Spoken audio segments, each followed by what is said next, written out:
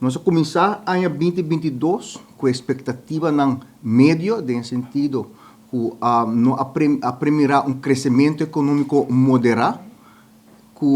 a resultar finalmente que o fundo de AZV vai ser a receber uma contribuição de parte do governo, maneira que conhecer cabe último 20 anos, de 3,5 milhões de florins, para nós poder cobrir todo o gasto de fundo. Em realidade, estava na caminho, nós estamos seguros depois do primeiro quartal,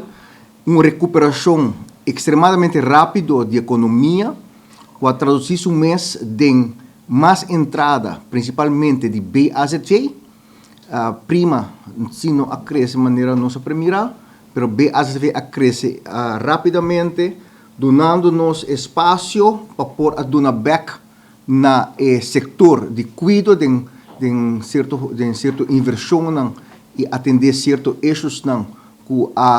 nasce a raiz da pandemia.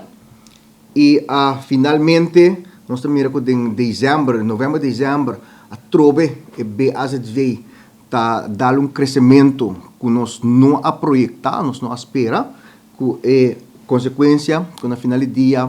o fundo a resultar com resultado positivo que eu guardo dedicar exclusivamente na financiar e gasto de reforma que nós temos que implementar no próximo ano.